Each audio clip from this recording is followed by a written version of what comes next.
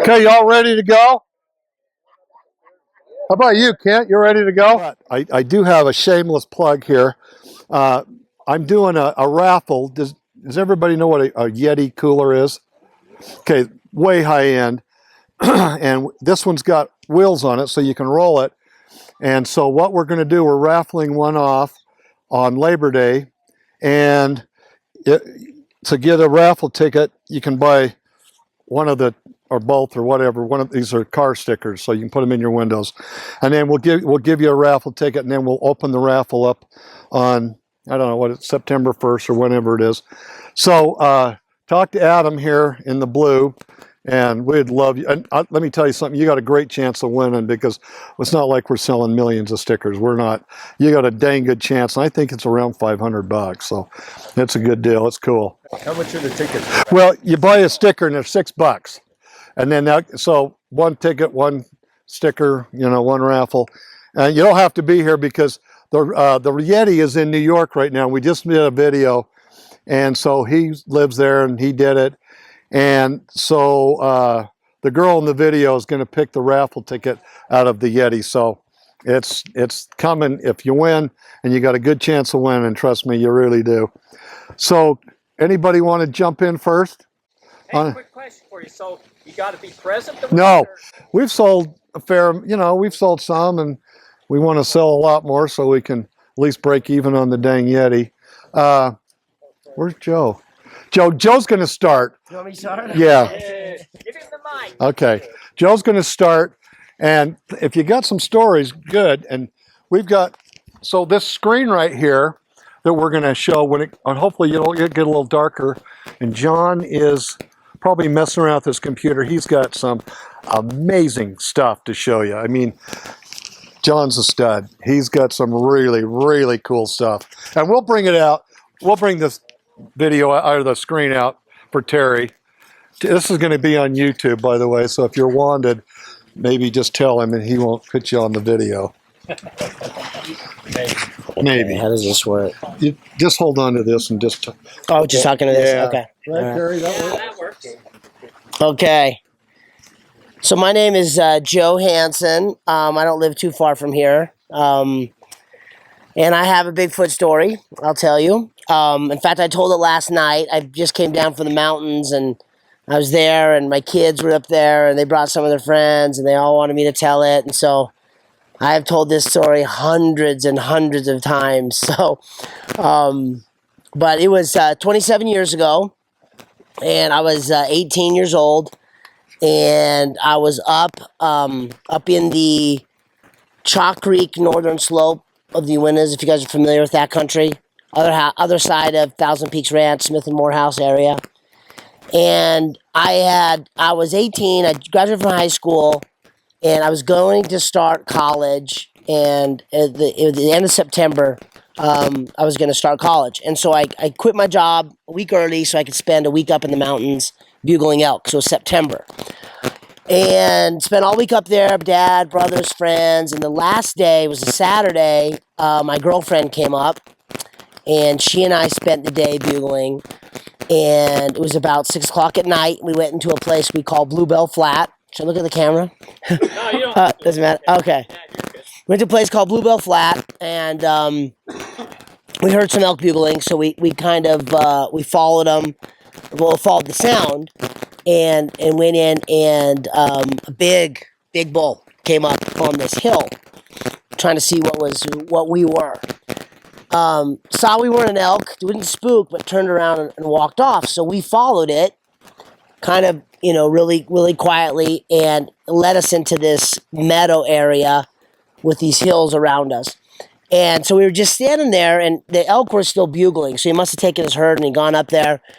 And again, I'm 18, young, didn't have a weapon. All we had was a bugle and a reed. And I look over, and I'm bad at yards. My brother-in-law was sighting in a bow yesterday, and he said it was 60 yards, and I thought it was 100. So I've always said it was about 80 yards away, but who knows? It was a long time ago. But it was close enough to see it, and close enough to be afraid.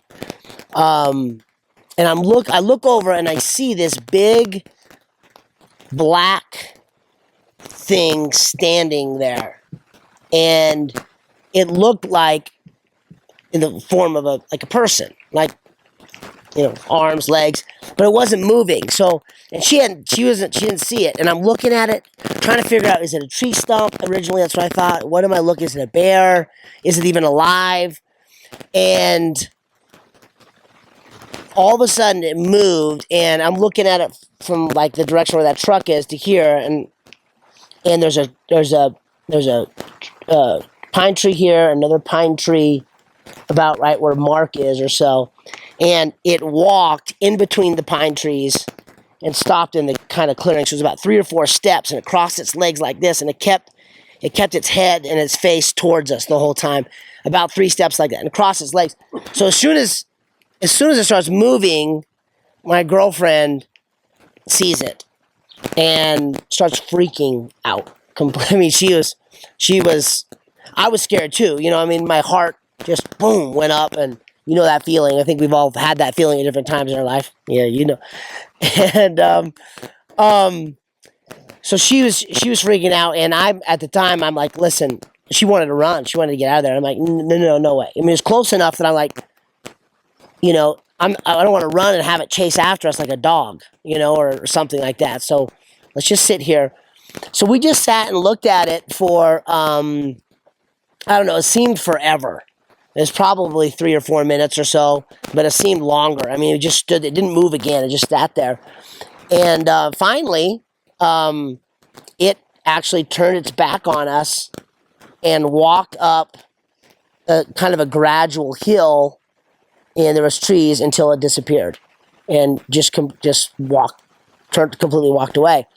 And I'm trying to figure out what it is. It's private property. The only thing it looked like a person. So I'm thinking, and we were the only 2 up there. I know that for a fact, except there was a sheep herder up there. And that's what I thought. Well, could it have been a sheep herder? And, but it was tall. I mean, it was like, I would say, it looked like Chewbacca. You guys seen Chewbacca on Star Wars? Except black. So it wasn't brown like Chewbacca, but it was black. And and you could see the hair coming off here. So I'm like, well, it can't be the sheep herder. Was it a bear, but it walked like a person? I had no idea. So anyway, the whatever it was, the Bigfoot walked off. And so I didn't want to, we had a straight shot back to the truck through Blue, and I didn't want to walk straight there and cross its path again.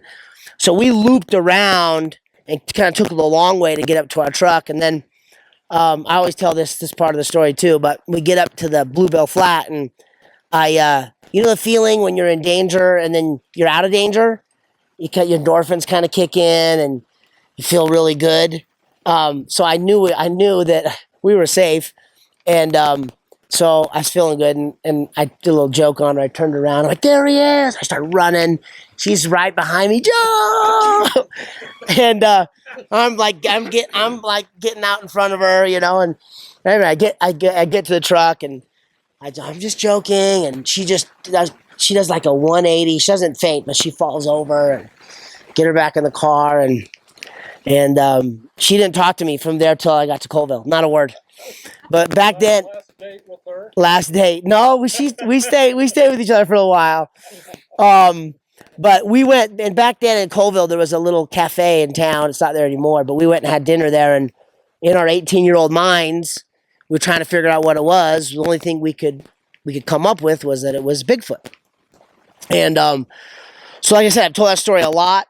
She's told the story too. I haven't seen her in probably 20 years. But when I was on my mission, I know the Fish and Game somehow found out about it and came and talked to her about it. And I've had multiple people reach out to me. I've had that story told to me 2 different times from people to me, not knowing that. I'm like, that's my story. Before I met Mark, Mark had heard my story from somebody else. So it's been told a lot. But anyway, that's it. That's my story. And another person tells it too. Yes. I always say 7 feet because it was tall. It looked like Chewbacca. You know how Chewbacca's a lot taller than everybody else in that movie. I've always said 7 feet. Again, that's a ballpark estimate. It certainly was tall, and black. Those are the two things that stood out. Very hairy. Very hairy, yeah. I remember seeing one thing. Is just again, it's been a long time, but I remember distinctly seeing the hair coming off of the shoulder or the arm area. Yeah. So, when it moved, did it have ape type movements at all? Human. That's why I thought it was a sheep herder. It looked like a person. So the arms are normal length. It's like it seemed, because when I was looking at it after it moved, I wasn't thinking Bigfoot. I was thinking, like, who could be up here In a ghillie suit. in a ghillie suit? Because it was moving like a human. I thought. I thought it was a human. And then I thought, was it a bear? But bears don't walk like that on 2 feet, and humans don't have that type of hair.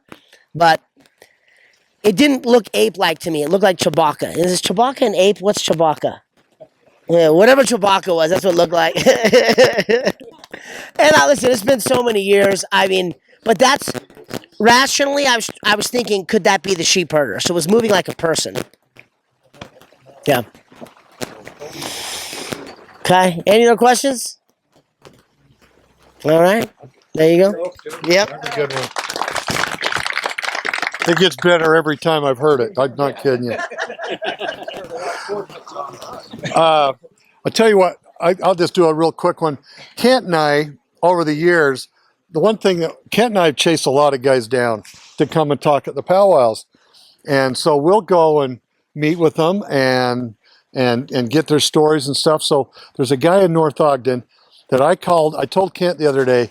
Kent says, well, I want to call him. And I said, okay, here's his number, right? Because I had it. And you good, Dave? You want to come out here? You want to come out this way? Anyway, so Kent and I chased him down, and we went and saw him about a year and a half ago.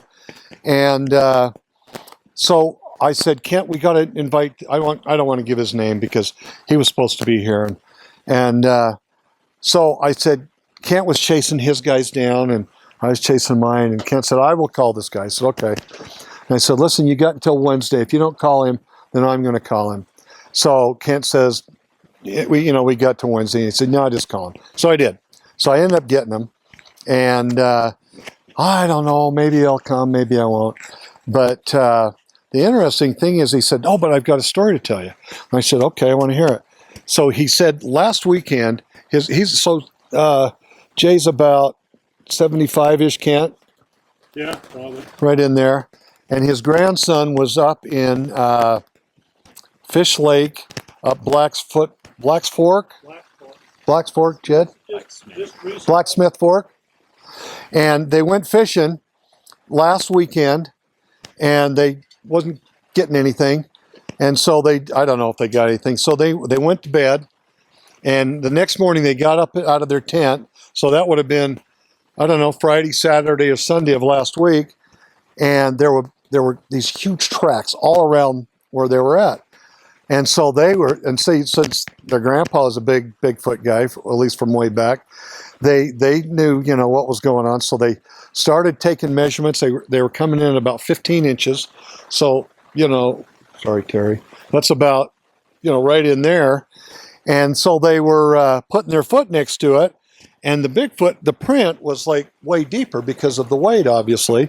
So they were like jumping on each other's backs to see if they, on a bare foot next to them, if they could weight it down the depth of the other footprint. And they didn't get any, they couldn't get near it.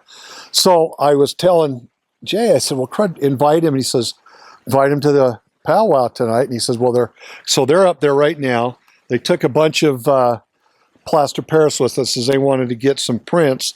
And, and hopefully a week they wouldn't be ruined. So I don't know. Who knows?